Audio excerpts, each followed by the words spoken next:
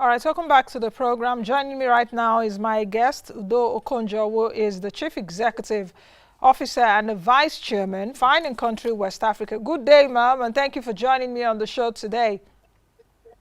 Good day, Nancy. Thank you for having me. Yes, let's get started. Tell me what's been happening in your sector, because since the COVID-19 pandemic, in Nigeria, I've been trying to understand how it will affect the real estate sector, because a lot of us really went for our essentials during this period. So I don't know, calibrate for me because I'm trying to understand it. Right, Nancy. Well, thank you.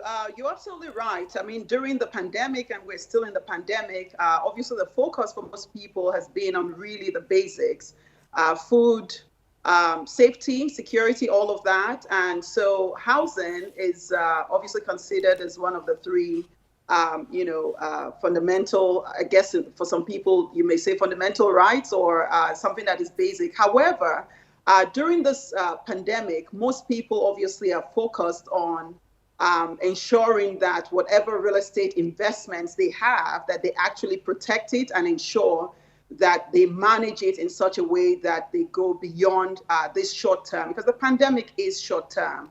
So if you look at it from the point of view that real estate is very much a long-term investment, then you realize that, at times like this, whether it's a recession, or a pandemic-induced recession or fast-tracked recession, what happens is that the astute investors take a long-term view. Those with patient capital are looking for opportunities, discounted opportunities, distressed opportunities. The large majority of people in the market, however, press the pause button to obviously assess the market and assess their financial standing in order to make informed decisions on their real estate investment. With the commercial real estate, what's happened is obviously most companies were shut down for several weeks, certainly in Nigeria, and are only just now returning to work. And even then, we see that lots of offices are still closed because there's still the issue of safety and ensuring that team members are kept safe and all of that. So what you're then seeing is obviously a shrinkage in terms of the demand for offices. And indeed, those who already had signed up, long leases and significant spaces are having to rethink, those spaces that they already signed up. That said, there are still activities in the market, both in the residential and in the commercial. As you can imagine, unless the world comes to an end, real estate is at the heart of most activities. Whether it's in the health sector with some spaces being converted, as it were, for health use, or hospitality sector, which has essentially ground to a halt. However, some companies are looking at creative uses of some of those spaces, but it's still very early days. And as you can imagine, real estate mirrors the economy. And so with the economy shrinking and with the prediction that we're facing a recession that is, one that is very unique and strong and that we haven't seen in many years, it's really a case of tightening your seatbelt. And for the astute investors, it's time to really then look for the real opportunities. We like to say there's always a market within the market. And that's what investors look for in this time. Okay, prior to COVID-19, what would you say, or how would you characterize the fundamentals of the real estate market? Was it strong prior to to COVID-19, or was it a bit shaky? Nancy, you're absolutely right. The market was always, shaky. The Nigerian, it's not news that, in the last several years, we've had a shaky economy. And so in a sense, COVID-19 really just fast-tracked what was already happening. That said, this is a developing economy we like to maintain. And if you think in terms of not just population, because it's one thing to move from, a large population to what we refer to as an effective demand. That said, there is still, quite a large pocket of effective demand as far as housing, especially at the entry level to the mid-market level. Of course, in terms of the prime market, which is where Fine and Country West Africa tends to operate, we believe that there continues to be pockets of opportunities within that sector. Because as you imagine, those in the prime real estate segment Some of them have patient capital. Some of them are industrialists who have businesses. Yes, they've been affected. But real estate is at the heart of many businesses. So whether it's offices, it's warehousing, it's factories and all of that stuff. So there is always activity. Real estate, if we understand that it's very fundamental to human existence, irrespective of what sector, then we'll begin to see that there are always activities, irrespective of what's happening, even during times of war. That said, in terms of the active market, the real effective market, we've always had very significant challenges, and some of them are structural. So whether you look at the mortgage market, where we really have a very, very low mortgage penetration in Nigeria compared to, say, other African countries or indeed developed countries, then you see that already we've had significant gaps in that area.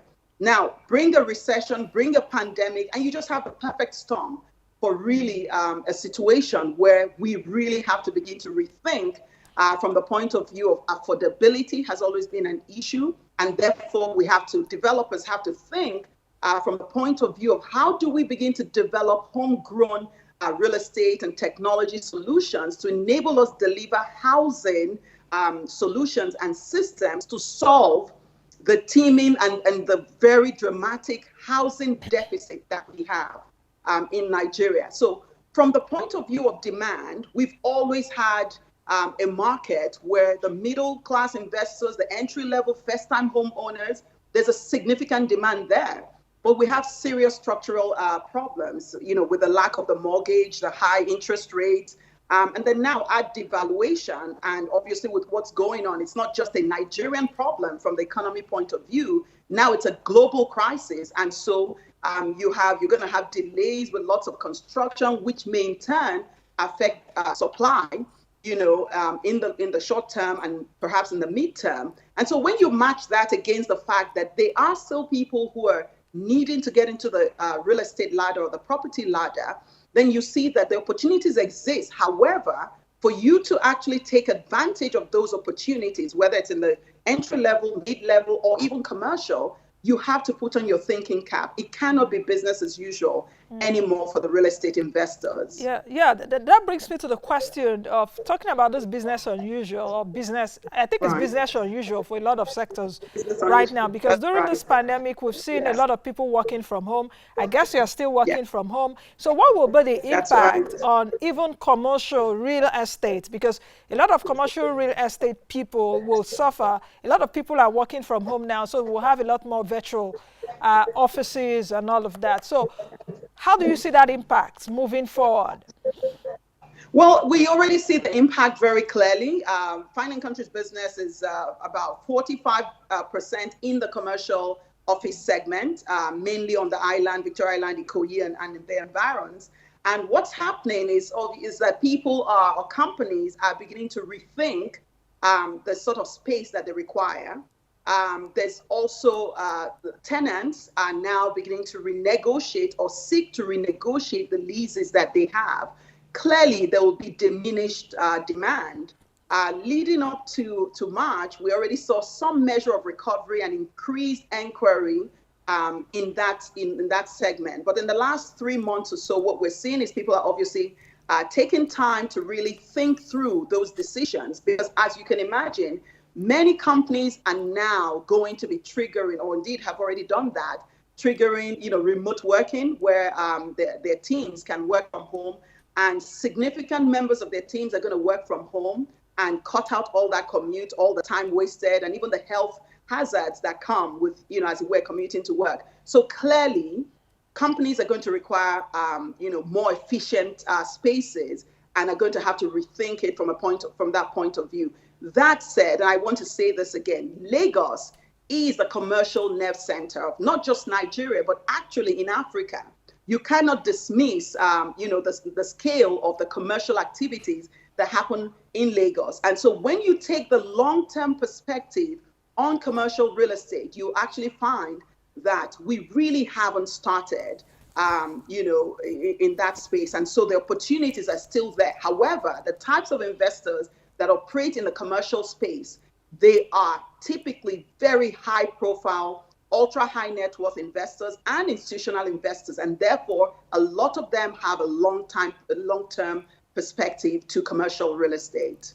What will be the impact on the investment capital, since a lot of people that are interested in the commercial real estate are high net worth individuals, I guess perhaps a lot of capital, but how do you see COVID-19 pandemic impacting investment?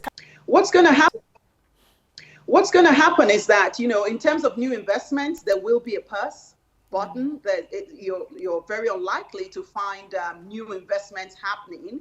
And indeed, those which were already on stream will be put on hold. However, there are quite a few real estate office projects which are already going on. And what we see is that they're beginning to go back to site.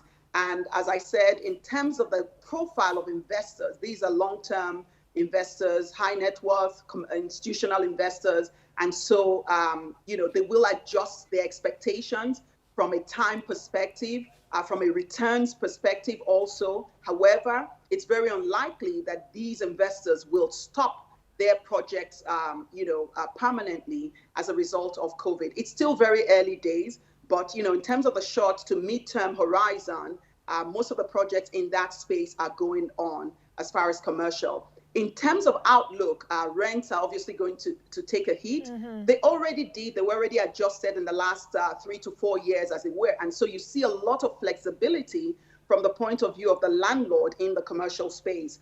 We have, rent-free periods, which come with fit-out periods. And there are all these creative ways in which commercial real estate is being negotiated to just ensure that, there is a positive outcome and a win-win outcome for both the landlord and the tenants. And so the investors that have that collaborative point of view and work with tenants and make sure that there's flexibility, both in terms of how rent is paid. In the past, rent used to be paid 2 years upfront, 3 years, 5 years, maybe even 10 years. All that has dramatically changed in the last 3 to 5 years. And we expect that we'll continue to see flexibility in that segment. For as long as the investors, landlords, and tenants are flexible and are creative, we expect that, the growth will come in the mid to long term. In fact, you just took it out of my mouth, because my next question to you actually is, what do you think will be the impact on valuation of assets, since we're saying that tenants, be it commercial tenants or residential tenants, are facing liquidity pressures? That's the A part of the question. The B part of the question is, as an expert, do you think that paying rents of like 2 years or more makes sense? Because abroad, we see people paying, of course, it's easier to own a house abroad because of the policies and all of that. I can be earning 50K a month, and I have a house like a 1-bedroom flat or 2-bedroom flat. I know that I'll have to pay over 20 years, and the house becomes mine. So how much sense does it make, especially now with the pandemic, that tenants are facing liquidity pressures? Is this a time to actually calibrate that sector and that market and say, guys, is there any need of paying for more than a year rent? I think it was even Babatunde Raji Fashola at a time last year that moved that idea.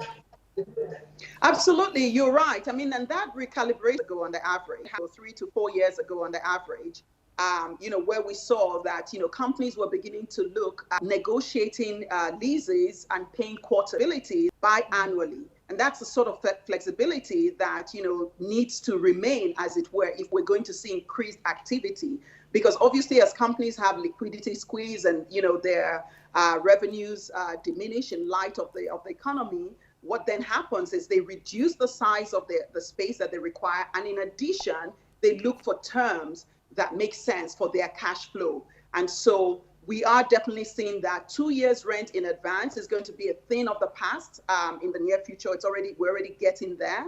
And the norm now is quarterly, biannually. And in some cases, if you're in a position to negotiate some really aggressive discounts, then of course, and you're in a position to pay that sort of advance rent, then you could be negotiating significant discounts. So really, in that space, it's a very astute space, in terms of the people who invest in the actual office segment, the commercial buildings, and the corporate tenants themselves.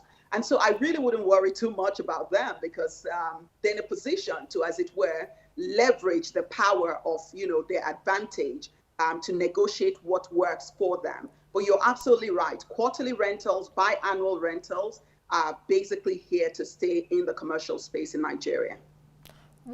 As a real estate leader, and perhaps I guess you would have been speaking with your colleagues in the last few months, what are the things that are paramount on your minds right now? The next steps you all are looking at, because not just your sector have been hit, a lot of sectors have been hit. Absolutely. So it's about how do we rescue ourselves from this? How do we recover? And how do we succeed? So what are Yeah. some of the managing a crisis steps and Right. thriving after the crisis steps that you and your Yes. colleagues are looking at? Well, our company held a few webinars in the last several weeks because we believe in inspiring confidence. Because where investor confidence is low, then obviously the activities are significantly low.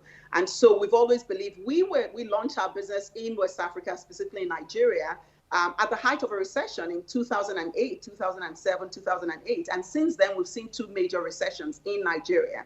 And so in a sense, we like to say that we're comfortable in that terrain. However, there's a big difference in today's situation, because it's not just a Nigerian recession, it's not just a Nigerian economic situation, it's a pandemic. And then you have the global impact and all of that. So it's not just, speaking to our colleagues locally, but also our international colleagues. And quite frankly, the outcomes, the thinking is all the same. We need to focus on increasing and improving investor confidence. And how do we do this? We do this by ensuring that they have the right knowledge, they have the right information, because at times like this, what is first hit is a crisis of confidence. And so as a firm and, with our colleagues, our focus is on ensuring that, both the investors and the buyers have the right information to make the right decisions, as it were. We're very big on getting developers in the season to see, as it were, from the consumer's point of view. For example, we did a survey recently, and I can share some aspects of it with you. Affordability is a very, very key, factor for most real estate users and homeowners. When you think of owner-occupiers, those who buy to actually use these properties. So affordability is very key. Now, when we think of affordability, most times we think just from the price point of view. However, you can actually restructure affordability from a terms point of view, meaning the payment terms. How you structure it can actually make a property more affordable. So recently, we've been speaking with some developers who've actually gotten quite creative. So one of the ways to obviously improve investor confidence is to come up with flexible payment terms, ensuring that you're also listening to these consumers and understanding what their pain point is. Also doing away with the bells and whistles, especially when you're dealing with mid-level, mid-income housing, and really listening to the consumers to understand what is important to them. What's important to them these days as they work from home. Developments of the future will need to think about, power, alternative energy in terms of the cost of it, in terms of ensuring, so for example, data, Wi-Fi, all of that will be important. Studies, I'm sitting in a study nook, I call it. But the homes of the future will need to make this almost a standard going forward, as it were. So efficiency in terms of engineering the housing solutions that we're bringing into the market is very critical. That efficiency must lead to affordability and accessibility for as many people as possible. As much as we deal in the upper quartile of real estate, the real drivers of the economy and of the real estate market is actually the low to mid-income real estate. And so this survey showed that 75% of our respondents would invest in real estate today if they had good pricing, which is market related, and really good flexibility. In the upper quartile is exactly the same thing. You can also have affordability across different segments of the market.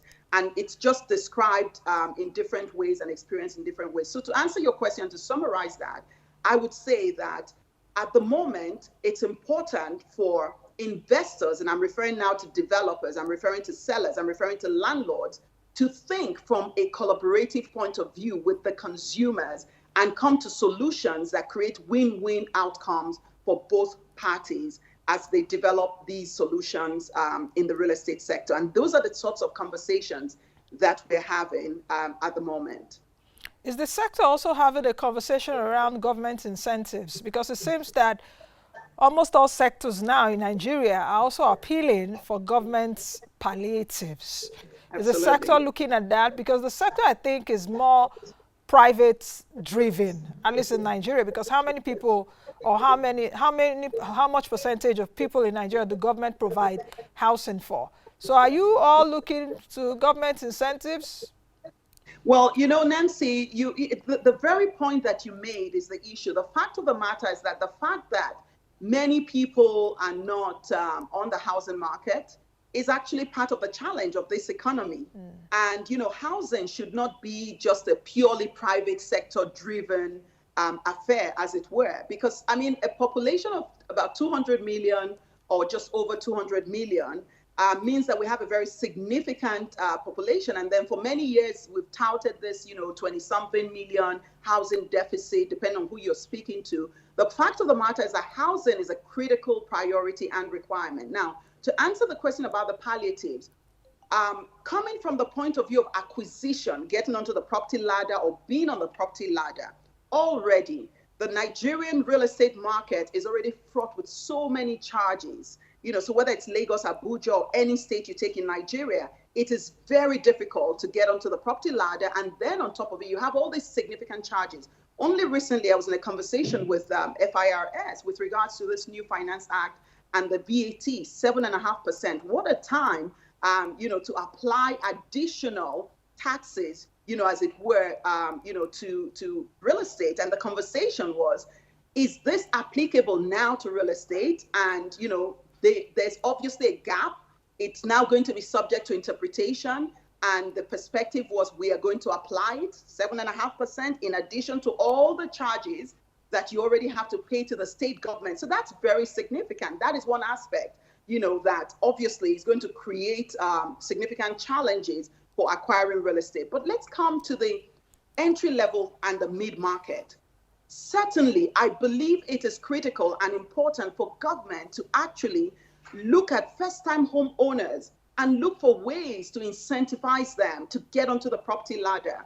In other countries, real estate is, you know, one of the barometers for actually assessing how well an economy is doing. And so whatever government we can do to, as it were, boost the confidence, encourage and incentivize investment in this sector, certainly for first-time homeowners or for people who are providing housing for the vulnerable members of society, you know, then I really feel that that's something that needs to happen. And that's a conversation that, you know, not just our company, but other professionals in the sector are having. So certainly, you know, the palliatives, I mean, when you talk about rentals, the private sector is not going to be driving and looking for, you know, as it were, cuts as far as their rental charges and all of that. But those who are paying the rent, it's really a one-on-one negotiation, as it were. So I'm focused more from the acquisition point of view, because it's when you're acquiring real estate in Nigeria that you have to pay a lot and it's very expensive. And so if developers have to become more efficient and deliver more affordable solutions, I also believe, and we believe, that it's important that government looks at ways to get more professionals and, you know, more first-time home buyers onto the property market, especially as most of them will be working from home really going forward.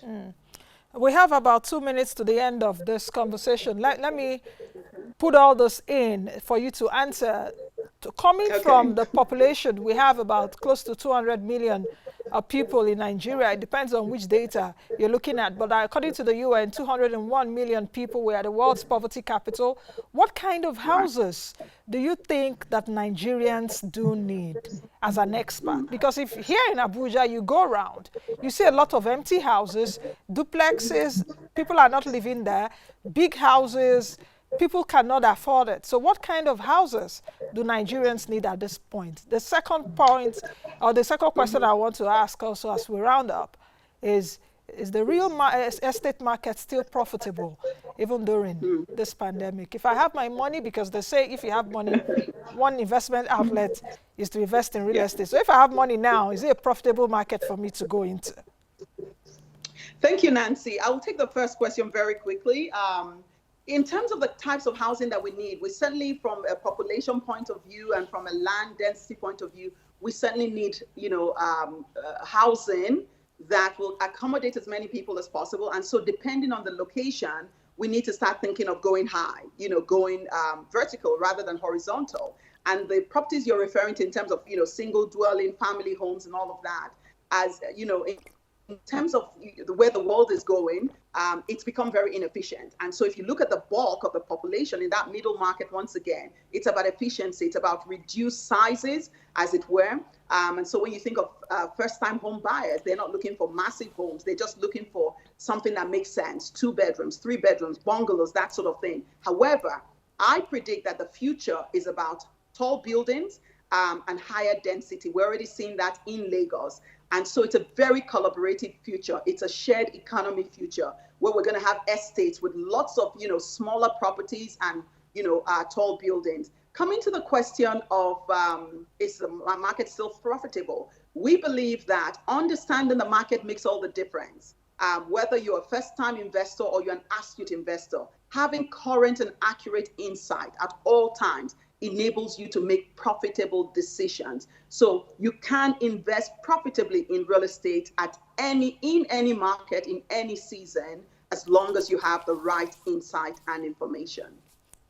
I think we'll leave it at that. Many thanks for having a chat with me this morning. Thank you very much. You're welcome, Nancy. Thank you very much. Thank you. All right, that's the much we can take. I've been speaking with Udo Okonjo, who is the Chief Executive Officer and Vice Chairman, Fine and Country West Africa. We've been looking at COVID-19 impact on the real estate market. But just before I go, I need to address this because I saw something on Twitter talking about my earlier topic. When we gave you a history of fuel price, I need to say that I think in 2012, President Jonathan increased fuel price to 141 in 2012. He had a lot of backlash. He brought it back, I think, to 97 naira. During the elections, reduced it to 87, and President Buhari increased it from 87 naira to 145 in 2016. I needed to put that straight. All right, thank you everyone for being a part of the show today. Join me again tomorrow.